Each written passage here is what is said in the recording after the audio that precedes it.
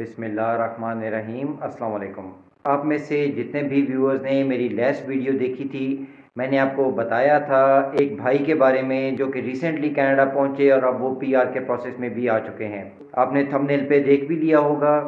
US visa है उनके पास। Total 3 दिन का प्रोसेस किया इन्होंने और उसके बाद ये कनाडा पहुंच चुके हैं और कनाडा में पीआर के प्रोसेस में भी आ चुके हैं। थंबनेल पे मैंने मेंशन किया कि आइल्स की ज़रूरत नहीं है, कोई एजुकेशन या डिग्री की ज़रूरत नहीं है। अंडर मैट्रिक लोग भी इसमें आ सकते हैं। कोई बैंक स्टेटमेंट नहीं चाहिए, प्रूफ ऑफ फंड्स की ज़रूरत नहीं है। कैनेडियन पीआर के लिए जितनी भी रिक्वायरमेंट्स होती हैं, जो कि आज तक सभी प्रोग्राम्स में मैं आपके साथ शेयर करता रहता हूँ या आप डिफरेंट यूट्यूब वीडियोस पे सुनते रहते हैं, इस तरह की कोई भी रिक्वायरमेंट को पूरा नहीं करना और इन भाई की तरह बहुत से लोग कनाडा का पीआर हासिल कर पाएंगे। मेरी आपसे हमेशा की तरह एक ही रिक्वेस्ट है कि अगर अभी तक आपने हमारा चैनल सब्सक्राइब नहीं किया तो प्लीज़ इसको सब्सक्राइब ज़रूर कर लीजिए और बेल आइकन का नोटिफिकेशन भी ऑन कर लीजिए ताकि कोई भी इंपॉर्टेंट अपडेट और वीडियो आपसे मिस ना हो। बहुत शुक्रिया। मैंने आपको लास्ट वीडियो में बताया था कि मैं कोशिश करूंगा कि ये भाई हमारे साथ नेक्स्ट वीडियो में आएँ और वीडियो में आके वो खुद अपनी स्टोरी अपनी ज़बानी बताएं आपको, लेकिन अपनी पर्सनल रीजंस की वजह से वो कैमरा के सामने नहीं आना चाहते। पूरी डिटेल मैंने उनसे ली, उनकी परमिशन से ही उनका पासपोर्ट आपके साथ शेयर कर रहा हूँ। उनका वीज़ा भी मैं आपको दिखा रहा हूँ। ये उनका पासपोर्ट है, आप देख सकते हैं पाकिस्तानी पासपोर्ट है और इस पे जिस पेज पे वीज़ा लगा है उनका, ये भी आप देख सकते हैं। ये यूएस वीज़ा है उनका, B1 B2 वीज़ा, जो कि टूरिस्ट वीज़ा या बिजनेस वीज़ा भी कहलाता है। B1 B2 वीज़ा मिला है, 5 साल का मल्टीपल एंट्री वीज़ा मिला है उनको विद इन 3 डेज़। अब ये वीज़ा कैसे उन्होंने लिया और वो कनाडा कैसे आए, यही सारी डिटेल्स हैं आज की वीडियो में। तो सबसे पहले तो हम वीज़ा से स्टार्ट करते हैं कि ये वीज़ा उन्होंने लिया है इस्लामाबाद से और इसके लिए कोई बहुत लंबी चौड़ी डॉक्यूमेंटेशन नहीं थी इन भाई के पास।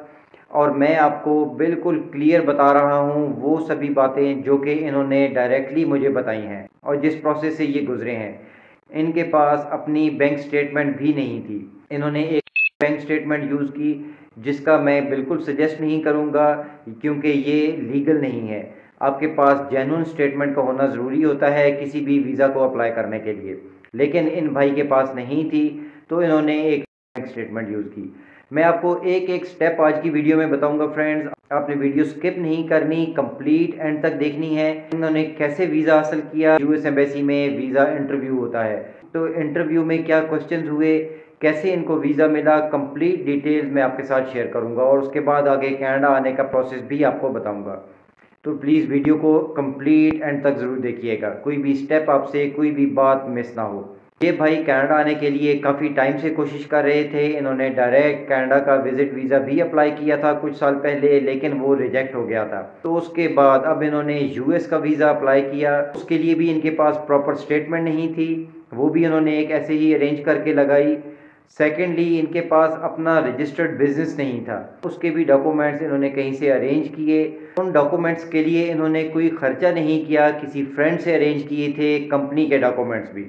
अमेरिका से इनके पास सिर्फ एक डॉक्यूमेंट था, वो थी होटल बुकिंग।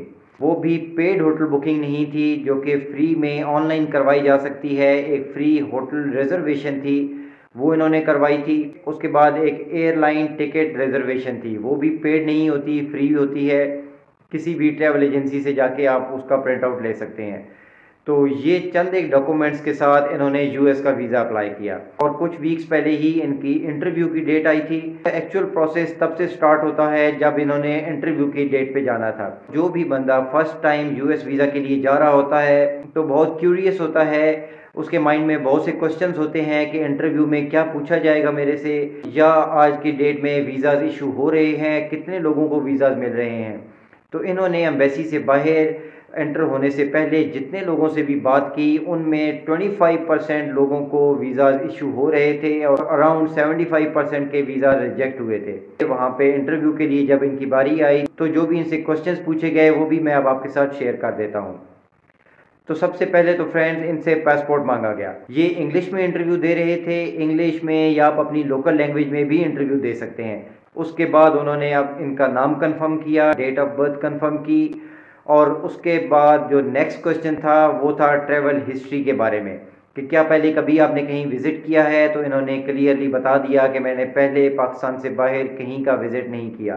तो नेक्स्ट क्वेश्चन था कि फिर अब आप यूएस क्यों जाना चाहते हैं, अमेरिका क्यों विज़िट करना चाहते हैं। तो इन्होंने एक बहुत सिंपल सा आंसर किया कि हमेशा से यूएस जाना मेरा ड्रीम था और उस ड्रीम को मैं अब पूरा कर सकता हूँ क्योंकि अब मैं फाइनेंशियली इतना स्ट्रांग हूँ, तो अब मैं यूएस का विज़िट करना चाहता हूँ। आपके आंसर से ही आपके लिए नेक्स्ट क्वेश्चंस पैदा होते हैं, जो कि इनके साथ भी हुआ। फाइनेंशियल क्वेश्चंस के लिए रीज़न इन्होंने खुद दे दी थी इंटरव्यूइंग ऑफिसर को। उसके बाद आगे 3-4 क्वेश्चन उसने इनके फाइनेंशियल बैकग्राउंड के बारे में किए, इनके बिजनेस से रिलेटेड क्वेश्चन किए। इनसे ये पूछा गया कि आपके पास कितने पैसे हैं जो कि आप यूएस विजिट करना चाहते हैं। और जैसा कि मैं आपको बता चुका कि इनके पास जेन्युइन बैंक स्टेटमेंट भी नहीं थी, लेकिन फिर भी इन्होंने हिम्मत करके कोशिश की कि मैं अपनी बैंक स्टेटमेंट इंटरव्यूइंग ऑफिसर को दिखा दूँ। तो इंटरव्यूइंग ऑफिसर ने इनसे बैंक स्टेटमेंट लेने से इनकार कर दिया। उसने इनको बताया कि अगर कोई डॉक्यूमेंट मुझे चाहिए होगा तो मैं आपसे ले लूँगा, अभी अपने डॉक्यूमेंट्स आप अपने पास रखिए। इन्होंने अपने पैसे बताए, जितनी की बैंक स्टेटमेंट के डॉक्यूमेंट इनके पास थे उतने पैसे इन्होंने बताए, और जो कि पाकिस्तानी तकरीबन 15 से 16 लाख के करीब के पैसे इन्होंने मेंशन किए थे कि मेरे पास हैं। और फाइनेंशियल क्वेश्चंस के बाद उन्होंने क्वेश्चन किया कि आप यूएस जाके कहाँ रहना चाहेंगे। तो इनका आंसर था कि मैंने होटल बुकिंग करवा रखी है और मैं आपको अपनी होटल बुकिंग दिखा भी सकता हूँ। तो जैसे ही इन्होंने अपने होटल बुकिंग का डॉक्यूमेंट दिखाना चाहा तो इंटरव्यूइंग ऑफिसर ने इनको रोक दिया कि प्लीज़ अपने डॉक्यूमेंट्स अपने पास रखिए, अगर कोई डॉक्यूमेंट मुझे चाहिए होगा तो मैं आपसे ले लूँगा। उसके बाद फिर उन्होंने अपनी फ़ाइल बंद कर दी। इंटरव्यूइंग ऑफिसर ने कहा कि आप प्लीज़ मेरे क्वेश्चंस को आंसर कीजिए, डॉक्यूमेंट्स अपने फ़ाइल में अपने पास रखिए। तो नेक्स्ट क्वेश्चन जो इनसे पूछा गया कि आप यूएस से वापस कब आएंगे, तो इन्होंने फिर वही काम किया, अपना एयर टिकट उसको दिखाने की कोशिश की कि ये मेरे पास एक एयर टिकट रिजर्वेशन है, मैं फ़लानी डेट को यूएस जाऊंगा और फ़लानी डेट को वापस आऊँगा जो उस टिकट पे मेंशन थी। उस पर भी सेम रिस्पॉन्स दिया इंटरव्यूइंग ऑफिसर ने कि मुझे आपके टिकट की ज़रूरत नहीं है, आप अपना टिकट अपने पास रखिए, मुझे मेरे क्वेश्चन का आंसर कीजिए। और सभी आंसर्स के साथ वो इंटरव्यूइंग ऑफिसर कंप्यूटर में इनकी सभी डिटेल्स एंटर किए जा रहा था। तकरीबन 10 से 15 मिनट का इनका टोटल इंटरव्यू हुआ। उसके बाद उस इंटरव्यूइंग ऑफिसर ने इनका पासपोर्ट एक साइड पे रखा और इनको बताया कि कॉन्ग्रेचुलेशंस, आपका B1 B2 वीज़ा हमने अप्रूव कर दिया है। किसी डॉक्यूमेंट के बगैर इनको B1 B2 वीज़ा इशू किया गया और इनको एक पेपर दे दिया गया कि 2 बिजनेस डेज के बाद आप अपना पासपोर्ट आके रिसीव कर सकते हैं। ये उसको थैंक यू बोल के बाहर निकल आए और जाते हुए जैसा ये क्यूरियस थे, उस वक्त जो और भी लोग यूएस एम्बेसी में एंटर हो रहे थे वो भी इतने ही क्यूरियस थे कि आने वाले लोगों को वीज़ा मिला या नहीं। तो इन्होंने सबको बहुत खुशी से बताया कि मेरा वीज़ा अप्रूव हो गया है, उन्होंने मुझे वीज़ा दे दिया है। एग्जैक्ट 2 दिन के बाद जब ये अपना पासपोर्ट वापस लेने के लिए पहुंचे तो उस वक्त इनको ये सरप्राइज़ मिला कि इनके पासपोर्ट पे यूएस वीज़ा लग चुका था। तो फ्रेंड्स, ये कहानी है इस्लामाबाद से यूएस वीज़ा लेने की। इसमें बहुत से लोगों के लिए बहुत सी बातें हैं, मैं बार बार रिपीट नहीं करूँगा, लेकिन आप लोगों के लिए बहुत सी बातें ऐसी हैं, अगर आप समझें तो आप लोग भी यूएस वीज़ा के लिए ट्राई कर सकते हैं। आसानी से यूएस वीज़ा बहुत से लोगों को मिल रहा है और ऑन अ फ्रेश पासपोर्ट, बिल्कुल फ्रेश पासपोर्ट पे। एक ख़ास चीज़ जो यहाँ मैं मेंशन करना भूल गया वो है इनकी एज। इनकी एज है 35 की एज में ऑन अ फ्रेश पासपोर्ट इनको यूएस का वीज़ा मिला, इन सभी डिटेल्स के साथ जो कि मैंने आपके साथ शेयर कर दी हैं। उसके बाद इन्होंने कोई भी डिले किए बगैर अपना एयर टिकट ख़रीदा।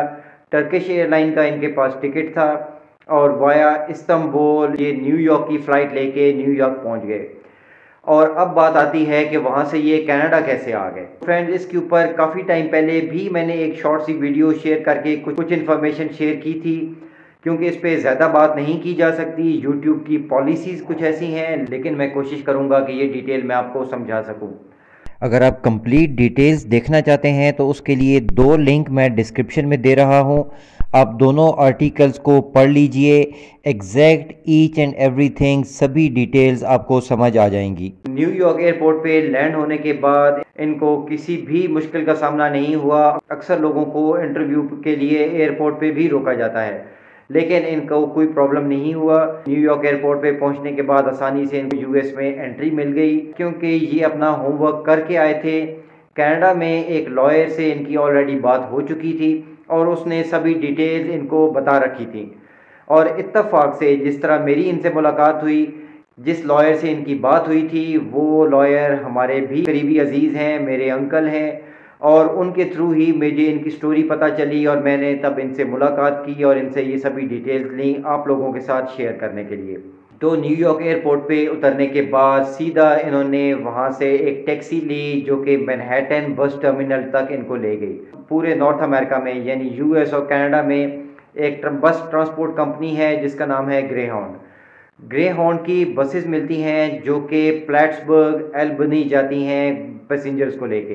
ये न्यूयॉर्क स्टेट में ही एक और सिटी है, लेकिन न्यूयॉर्क सिटी से तकरीबन 8-10 घंटे के फासले पे है। वहाँ से इन्होंने बस का टिकट लिया और इन्होंने अपना एल्बनी का सफ़र स्टार्ट किया।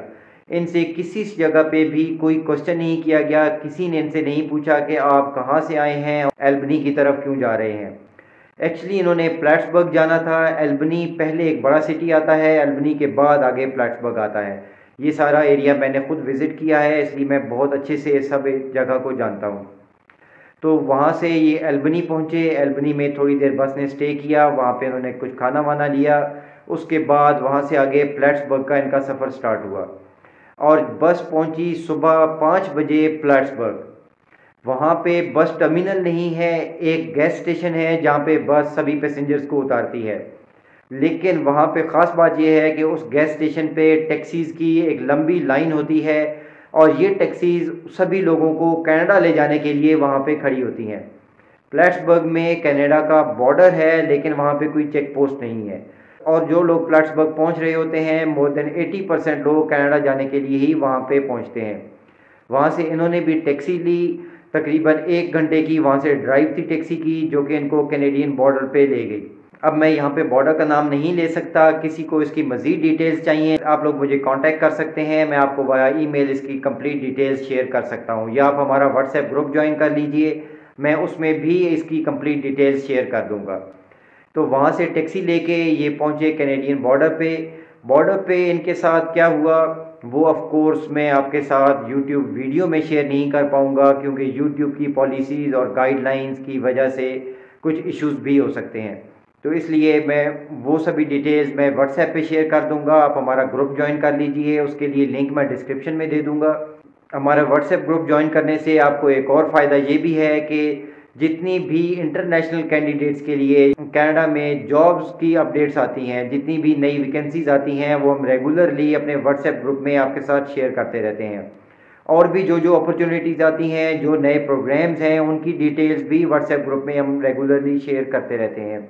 बहुत सी इन्फॉर्मेशन रेगुलरली आपको वहाँ पे मिलती रहती है। इनके पास कनाडा का वीज़ा नहीं था, वहाँ पे सिर्फ इनसे इतना पूछा गया कि क्या आप कनाडा में असाइलम करना चाहते हैं या नहीं। तो इन्होंने बताया कि मेरा कुछ प्रॉब्लम है पाकिस्तान में, जिस वजह से मैं डायरेक्ट कनाडा नहीं आ पाया, मैं यूएस आया और यूएस से अब कनाडा आ रहा हूँ। वहाँ पे इनका एक इंटरव्यू लिया गया, वो एक रिकॉर्डेड इंटरव्यू था, उसमें इनसे डिटेल पूछी गई कि इनको क्या प्रॉब्लम था पाकिस्तान में, क्योंकि ये अपना होमवर्क कंप्लीट करके गए थे। इनके पास एक जेन्युइन स्टोरी थी उनको बताने के लिए। मैं यहाँ पे फ्रेंड्स एक बात क्लियर कर दूँ कि किसी भी इलीगल चीज़ को मैं प्रमोट नहीं कर रहा, सिर्फ मैं इनकी डिटेल्स आपके साथ शेयर कर रहा हूँ। तो इनसे इनकी स्टोरी पूछी गई, उसके बाद इनको एक और जगह ले जाया गया, लगोल में इनके फिंगरप्रिंट हुए, इनका फ़ोटो लिया गया और वहाँ पे इनसे एक क्वेश्चन किया गया कि आपने कुछ टाइम पहले, कुछ साल पहले कनाडा का वीज़ा भी अप्लाई किया था, क्योंकि उनके पास सभी रिकॉर्ड आ जाता है।